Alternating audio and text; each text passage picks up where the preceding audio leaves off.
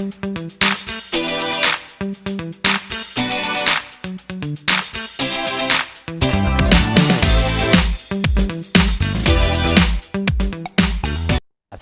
warahmatullahi taala wabarakatuh. Jumpa lagi dengan saya dalam pelajaran PPKN. Apa kabar semuanya? Semoga kita semua dalam lindungan Allah Subhanahu wa taala. Sebelum kita mulai pelajaran, marilah kita berdoa terlebih dahulu supaya pertemuan kita ini berjalan lancar dan bermanfaat. Berdoa mulai. Selesai. Oke, anak-anakku sekalian, pada pertemuan sebelumnya kita sudah mengadakan kuis, dan sebelumnya lagi kita sudah membahas tentang kedudukan Pancasila sebagai negara dan juga sebagai pandangan hidup bangsa. Maka pada pertemuan kali ini kita masuk bab baru, yaitu tentang kesadaran berkonstitusi, atau dalam kompetensi dasar yang akan kita pelajari ini adalah menelaah makna kedudukan dan fungsi dari Undang-Undang Dasar Negara Republik Indonesia tahun 1945 serta perundang-undangan lainnya yang akan kita bahas pada bab 2 ini. Oke, biar tidak lama, mari kita langsung bahas materi kita satu persatu. Kita mulai materi kita pada kali ini. Materi kita pada kali ini sesuai dengan kompetensi dasar yang sudah saya sebutkan tadi adalah menumbuhkan kesadaran terhadap Undang-Undang Dasar Negara Republik Indonesia tahun 1945. Kompetensi dasar itu tadi menelaah makna, kedudukan, dan fungsi Undang-Undang Dasar Negara Republik Indonesia tahun 1945 serta peraturan perundang-undangan lainnya dalam sistem hukum nasional kita. Nah, tujuan pembelajaran kita kali ini adalah kalian nanti setelah pembelajaran ini mampu menganalisis kedudukan dan makna daripada pembukaan Undang-Undang Dasar NRI tahun 1945.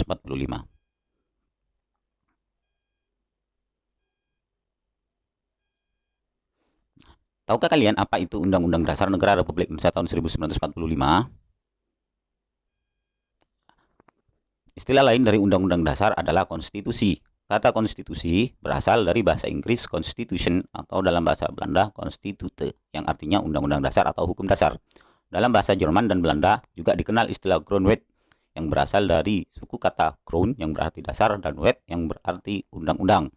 Yang kedua-duanya merujuk pada naskah tertulis. Nah, konstitusi ini bermacam-macam bentuknya. Ada konstitusi yang tertulis dan ada konstitusi yang tidak tertulis. Konstitusi tertulis adalah aturan-aturan pokok dasar negara, bangunan negara, dan tata negara yang mengatur peri kehidupan satu bangsa dan negara yang dituangkan dalam dokumen formal atau tertulis, seperti Undang-Undang Dasar. Jadi dalam hal ini, Undang-Undang Dasar kita itu masuk dalam konstitusi yang tertulis. Ada juga konstitusi yang tidak tertulis. Konstitusi tidak tertulis adalah kebiasaan ketatanegaraan yang sering timbul dalam satu negara. Konstitusi tidak tertulis dikenal pula dengan istilah konvensi.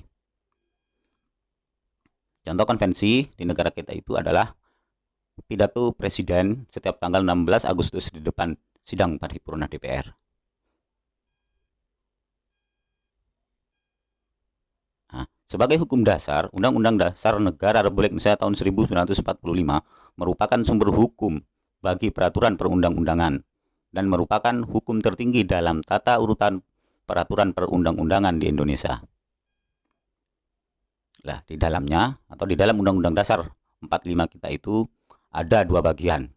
Ini setelah sudah diamandemen. Yang pertama itu adalah pembukaan dan yang kedua itu adalah pasal-pasal. Itu yang sudah ditetapkan dalam satu naskah dokumen. Jadi sistematika Undang-Undang Dasar kita itu ada dua bagian. Yang pertama pembukaan dan yang kedua adalah pasal-pasal. Nah, ketentuan tentang sistematika ini sudah diatur dalam Undang-Undang Dasar kita di pasal aturan peralihan atau aturan tambahan. Nah, sebelum amandemen, sistematika Undang-Undang Dasar Negara Republik Indonesia tahun 1945 itu ada 3. 1 pembukaan, 2 batang tubuh atau pasal-pasal, dan 3 penjelasan. Jadi setelah amandemen, sistematika atau bagian daripada Undang-Undang Dasar ini membuang penjelasan. Nah, walaupun keduanya antara pembukaan dan pasal-pasal itu jadi satu paket Undang-Undang Dasar atau konstitusi kita, namun dilihat dari tertib hukum, keduanya memiliki kedudukan yang berbeda. Pembukaan memiliki kedudukan lebih tinggi daripada pasal-pasal karena pembukaan merupakan pokok kaedah negara yang fundamental bagi negara Republik Indonesia, atau dalam hal ini disebut dengan stat fundamental norm.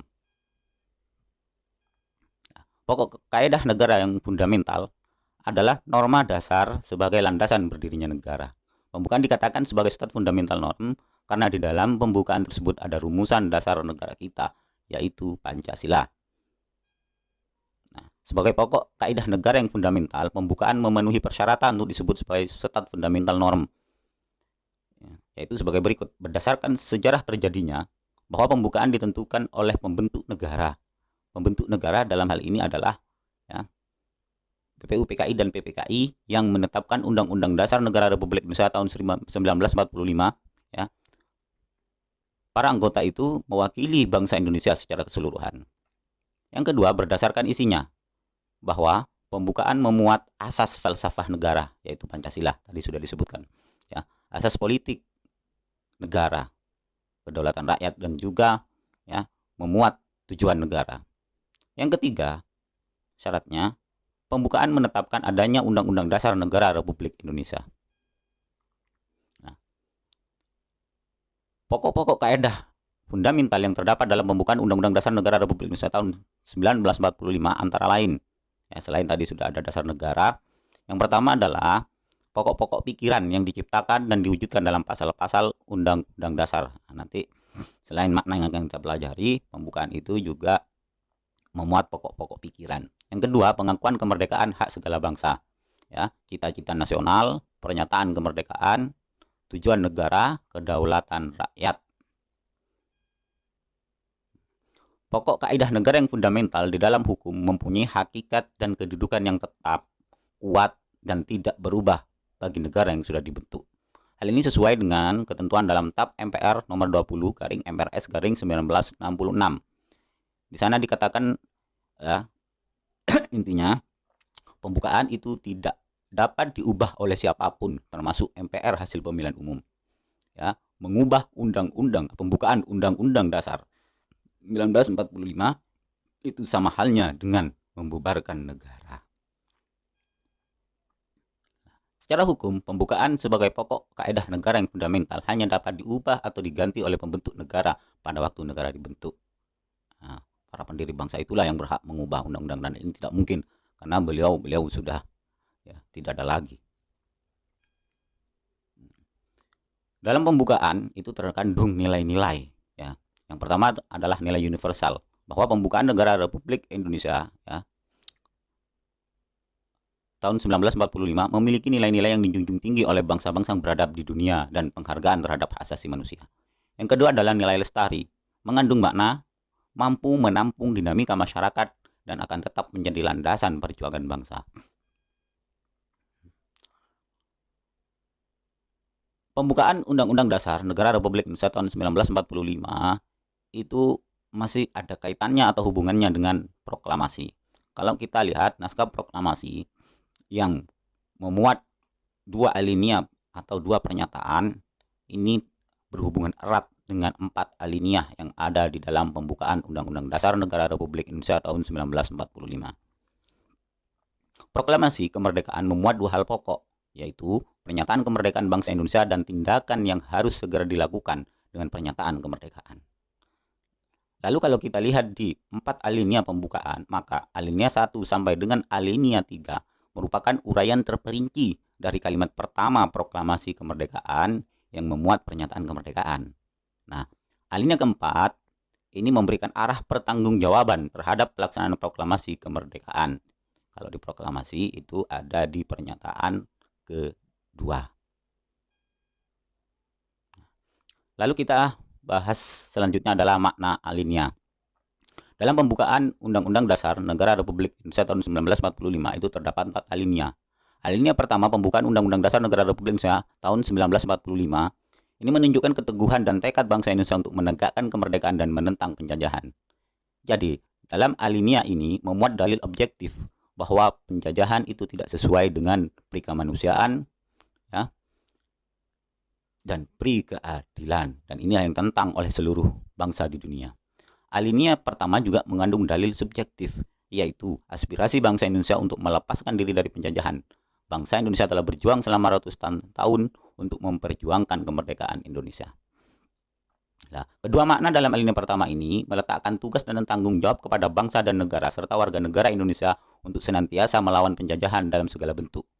Juga menjadi landasan hubungan kerjasama dengan negara-negara lain atau hubungan diplomatik. Bangsa dan negara, termasuk warga negara, harus menentang setiap bentuk ya yang memiliki sifat menjajah dalam berbagai kehidupan. Kalau dulu adalah penjajahan secara fisik, ya, kalau sekarang ini banyak bentuknya. Bisa penjajahan politik, bisa penjajahan ekonomi, bisa juga sosial budaya ini yang harus kita lawan. Nah, makna alinea kedua pembukaan Undang-Undang Dasar Negara Republik Indonesia tahun 1945. Alinea kedua ini menunjukkan ketepatan dan ketajaman penilaian bangsa Indonesia bahwa perjuangan bangsa Indonesia telah mencapai tingkat yang menentukan, bahwa momentum yang telah dicapai harus dimanfaatkan untuk menyatakan kemerdekaan. Ketiga, kemerdekaan harus diisi dengan mewujudkan negara Indonesia yang merdeka, bersatu, berdaulat, adil, dan makmur. Alinea ini menunjukkan kebanggaan dan penghargaan atas perjuangan bangsa Indonesia selama merebut kemerdekaan. Alinea ini juga mengandung kesadaran bahwa kemerdekaan bukanlah akhir perjuangan bangsa Indonesia. Kemerdekaan yang diraih harus mampu mengantarkan rakyat Indonesia menuju cita-cita nasional. Apa itu? Yaitu negara yang merdeka, bersatu, berdaulat, adil, dan makmur. Lalu alinea ketiga ini memuat makna motivasi spiritual, yaitu kemerdekaan yang dicapai oleh bangsa Indonesia merupakan berkat rahmat Allah yang Maha Kuasa. Selain itu juga memuat motivasi real dan material, yaitu keinginan luhur bangsa Indonesia supaya berkehidupan yang bebas. Kemerdekaan merupakan keinginan dan tekad seluruh bangsa Indonesia untuk menjadi bangsa yang bebas merdeka. Alinea ketiga ini mempertegas pengakuan dan kepercayaan bangsa Indonesia terhadap Tuhan yang Maha Esa. Manusia merupakan makhluk Tuhan yang terdiri atas jasmani dan rohani, serta menegaskan prinsip keseimbangan dalam kehidupan secara material dan spiritual. Ya, keseimbangan antara kehidupan jasmani dan rohani, keseimbangan antara kehidupan dunia dan akhirat. Lalu yang terakhir adalah makna alinea keempat pembukaan Undang-Undang Dasar Negara Republik Indonesia tahun 1945.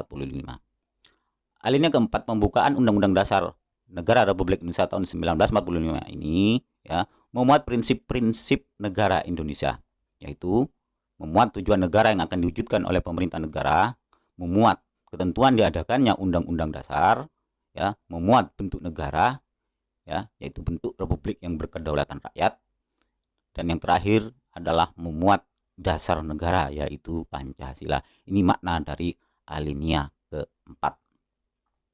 Ya, bagaimana dapat dipahami penjelasan ini? Nah, terakhir tugas kalian hari ini adalah jawablah pertanyaan berikut. 1. Jelaskan kedudukan dari pembukaan Undang-Undang Dasar Negara Republik Indonesia tahun 1945. Yang kedua, jelaskan juga mengapa pembukaan disebut sebagai stat fundamental norm. Dan yang terakhir, apa akibatnya apabila pembukaan Undang-Undang Dasar Negara Republik Indonesia tahun 1945 itu diubah? Bagaimana sikap kalian terhadap hal ini, hal merubah pembukaan? Coba jelaskan pendapat kalian. Untuk menjawab, ya, nanti link untuk menjawab pertanyaan ini akan dikirim di grup WhatsApp.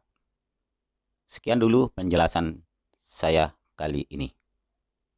Oke, bagaimana penjelasan tadi? Semoga kalian dapat memahami. Apabila masih belum atau kurang paham, kalian bisa menanyakannya di grup WhatsApp yang sudah ada. Ya. Dan untuk pertanyaan yang sudah saya sampaikan, silakan kalian jawab dan kirimkan jawabannya ke saya melalui link yang sudah saya kirimkan di grup WA. Mungkin itu pertemuan kita pada kali ini. Kurang lebihnya mohon maaf. Wassalamualaikum warahmatullahi wabarakatuh.